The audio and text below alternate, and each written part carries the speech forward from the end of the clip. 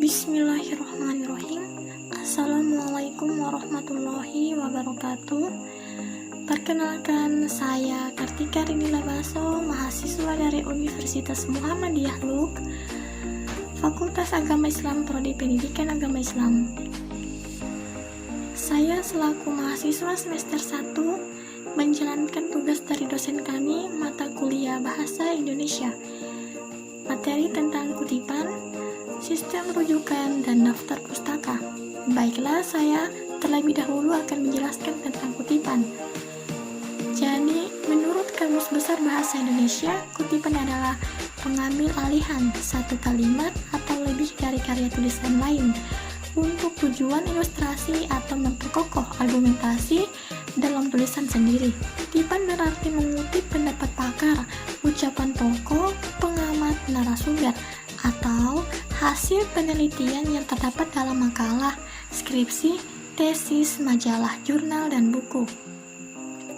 Jenis kutipan ada dua. Yang pertama kutipan langsung dan yang kedua kutipan tidak langsung. Baiklah, terlebih dahulu saya akan menjelaskan tentang kutipan langsung. Dalam mengutip secara langsung, kita tidak melakukan perubahan apapun dalam teks yang kita kutip tersebut. Kutipan langsung memiliki ciri-ciri. Yang pertama, tidak ada perubahan terhadap teks asli. Yang kedua, tanda sik digunakan apabila ditemukan kesalahan pada teks asli. Yang ketiga, tanda titik tiga berspasi. Yang keempat, menggunakan sumber kutipan yang berlaku dalam bidang selingkuh. Baiklah, yang kedua, kutipan tidak langsung. Kutipan tidak langsung sebagai intisari pendapat. Kutipan tidak langsung memiliki ciri-ciri, diantaranya yang pertama, diintegrasi dengan teks. Yang kedua, tidak diapit oleh tanda kutip. Dan yang ketiga, harus menyertakan sumber kutipan.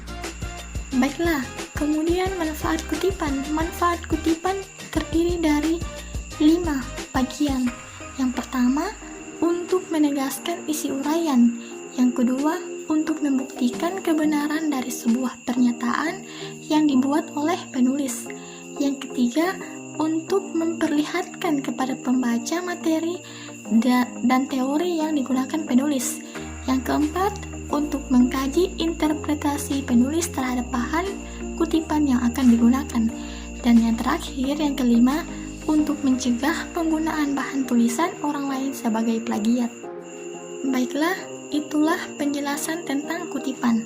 Kemudian yang kedua, pembahasan yang kedua tentang sistem rujukan. Baiklah, sebelum kita membahas tentang sistem rujukan, terlebih dahulu kita harus mengetahui apa itu rujukan. Jadi, rujukan adalah sesuatu yang digunakan pemberi informasi untuk memperkuat pernyataan dengan tegas. Jadi, sistem rujukan dalam konteks penulisan karya ilmiah yaitu sebuah sistem yang digunakan sebagai referensi atau sumber dari seorang penulis untuk menyatakan sesuatu dalam karya tulisannya. Fungsi rujukan diantaranya memudahkan pembaca untuk mencari sumber informasi dalam daftar rujukan sebagai landasan teori memperjelas pembahasan. Kemudian jenis-jenis rujukan. Yang pertama, bukti seperti contoh-contoh, statistik, dan kesaksian. Yang kedua, nilai-nilai yang dianut oleh orang-orang yang menerima argumentasi. Dan yang ketiga, kredibilitas pemberi informasi. Jadi itulah tadi penjelasan tentang sistem rujukan. Dan yang terakhir, daftar pustaka. Daftar pustaka merupakan daftar yang berisi semua buku atau tulisan ilmiah yang menjadi rujukan dalam melakukan penelitian. Maksudnya, jika kalian ingin menulis karya ilmiah yang bisa berupa artikel, makalah, presentasi, kalian harus membuat daftar pustaka, atau mudahnya, kalian harus mencantumkan sumber rujukan penelitian kalian.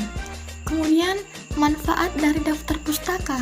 Yang pertama, memenuhi etika penulisan. Yang kedua, sebagai pendukung ide seorang penulis. Yang ketiga, petunjuk untuk melacak kebenaran data yang diambil. Yang keempat, referensi silang, yaitu untuk untuk menunjukkan pada halaman atau bagian data tersebut dituliskan. Baiklah, itulah tadi pemaparan dari saya tentang kutipan, sistem rujukan, dan daftar pustaka. Dan saya mohon maaf apabila masih jauh dari kesimpulan tentang penjelasan saya tadi.